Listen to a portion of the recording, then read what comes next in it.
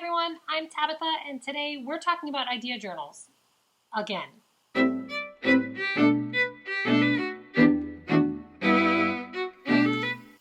So the last time I talked about idea journals on this channel, which turns out to be one of my favorite topics, I basically just talked about what they are in general and why I think you should use them. I'll make sure I link that video below in case you're looking for it. Well then, recently I went on my blog and I mentioned how I move ideas to a more serious idea journal, which prompted some questions about what the heck my idea journals work like. Do I have more than one? How many ideas are rolling around in them? What do I do with these ideas? What kind of stuff can be in there? So I will link that blog post below as well. But today I'm going to do another video where I talk about idea journals and explain my process in a little more detail if I can. I'm going to do my best. So it all starts with a basic idea journal, which is pretty much what I was explaining last time, but I'm going to try to give you some more detail today. A basic idea journal is what I call the place where I write the random ideas that sort of pop into my head. I have, I think, 3 physical real ones. This is one of them. It's a different one than the one I showed you last time. I also have a really big digital one that I use on a computer, and of course I've been known to use the notes function on my cell phone. So I've been asked to be a little more specific about what I include in a basic idea journal. So I flipped through mine to try to give you some statistics. I'm a numbers person. I love math. I suppose I've had this channel long enough to finally admit that there are more statistics rolling around in my head than I ever put on these videos. So I'm going to give you some of the numbers behind what I actually put in my idea journal. These numbers might be just a little bit skewed because I purposely didn't include the stuff that appears up a level in what I called my more serious idea journals, and I'll explain more on that in a little bit. The first category I break stuff in my basic idea journal down into is fictional scenes, short stories, poems, characters, descriptions, things like that. Most of the time, these are born from like random daydream. A fear or an idea or something might pop into my head, and I'll take the time to actually stop and write it down. I pay no attention to character development. I don't worry about who's in the story, what's happening to them before or after the scene. I just write it. No rules, just write. It turns out this makes up about 22% of what's currently in my basic idea journal. Similarly, the second category from my basic idea journal is real scenes, shorts, poems, or characters. Much like the last category, I pay little or no attention to detail or character development when I write these. I don't follow rules, I just write. The difference here is that the things in this category are actually real. They're based on real people or real events or real things I've witnessed or that have happened to me. Currently, this category makes up about 13% of my basic idea journal. If you add those two categories together, it turns out that my basic idea journal is only about 35% characters, scenes, or poems. Some of these will get moved to a more serious idea journal or moved up a level in a little bit. Some of these will be posted directly to my blog. But the big question that comes up here is, what is your other 65% of your basic idea journal? So I looked into that, and that turns out to be also broken down into 2 categories. The first is personal stuff. A lot of my idea journal is personal, things that I literally never plan to share. Sometimes I vent about things that happen. Sometimes I ramble on about things that stress me out. These may seem on the surface like they have nothing to do with my stories. In fact, on the surface, they may even seem like they're a waste of my time to write. But on the other hand, these are character gold. I do my best to write these as if I actually have an audience reading them. I use figurative language and I weave description into it. Then later, I can borrow this situation or the figurative language and the emotion behind it for a character when it's appropriate. So this kind of writing is healing, sure. But on the other hand, there are also important character development later. And it turns out about 40% of my idea journal is personal things like this.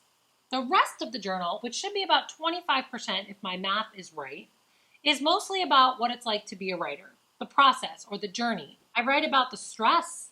I write about the schedule. I write about the trouble I'm having with character, plot, or work-life balance. A lot of these topics will eventually end up on my blog.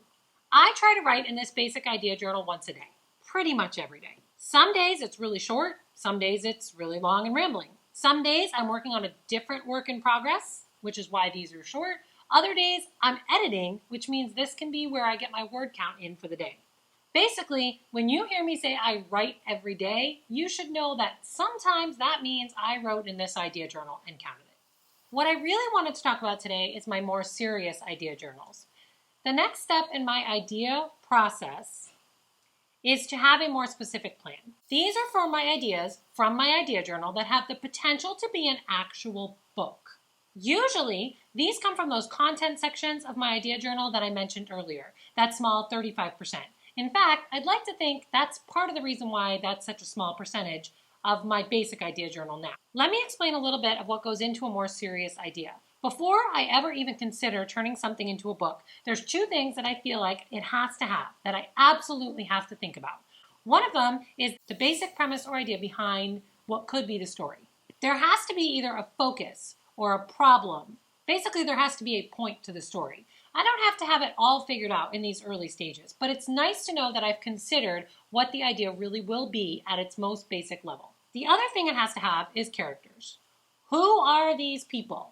I don't need to know all the background and side characters at this point, but it's nice to have an idea of at least who the major character that's going to drive this story will actually be. So when I'm sitting down to look for a new work in progress to actively focus on, I'm going to start with my idea journal, the basic one. I'm going to flip through it, reread scenes, and see what jumps out and grabs me. From one of those, I will attempt to write out the basic premise and the character description. I usually put these in a new blank document on my computer, as opposed to putting it in the actual idea journal. After this is done, I try out another scene, different from the first one. Maybe it's in a different location, or it involves a different idea, or it adds in a new character. Remember, when I did my basic idea journal, I left out a lot of that background, description, and character setup. I might try to include some of that back into a scene when I write it now. Or I might try making the problem or the premise I've decided on obvious in this new scene. Each more serious idea gets its own blank document on the computer. Now, if I like what I've come up with after the second scene and I'm really starting to feel something, it's going to get its own file on the computer. Now's when I can really start pushing those details. I may start writing character descriptions for another character. I may start throwing plot ideas down in almost what will later become an outline. Or, as was the idea with my magical YA when it first got its start, I might choose something else from my idea journal that can roll into this one to make it even stronger. Now, if I'm being completely honest with you, the serious idea journal might die right there temporarily. At this point, I've gotten enough of those notes and ideas out of my head and onto the paper, where if I decide to pick it up later, I have notes about what I was doing, so I really could come back to it. But for some ideas, that's not enough. Those ideas go from my more serious journal up another level. That next level, as I've talked about in a previous video, is a detailed outline. I'll make sure I link my outline video down in the comments in case you're interested. But basically, if I'm going to really work on this story and the premise and characters I've decided, that plot has to be laid out from beginning all the way to the end. Once an outline has been started, you can guarantee this idea now has a handy little folder all of its own with the outline, any background I've done, any characterization I've done, and anything from my idea journal that related to that probably also got typed up and included in that folder. These become my active works in progress. Again, if I'm being completely honest, I can tell you that there have been a few, 4, I think, where I've abandoned the story idea mid-outline.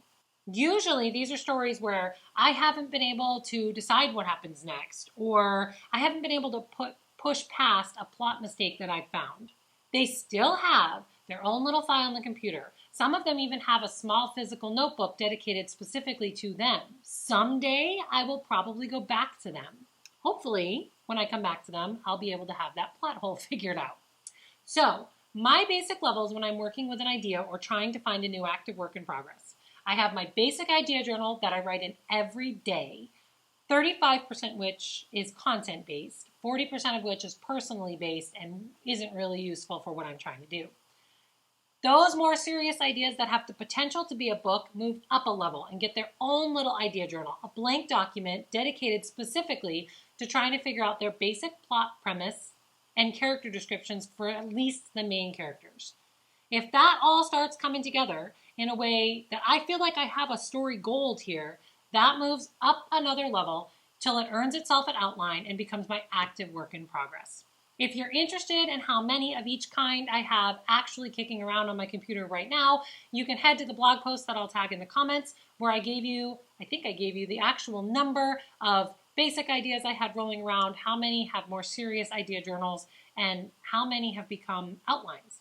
All right, that's it for me and my idea journals for today. I am sure we're going to talk about idea journals again. It's one of my favorite topics. Drop a comment below if there's a question you specifically have about idea journals or what I'm currently working on. Hit subscribe so you'll know when I'm back. Keep plotting the path to your dreams, and I will see you next time.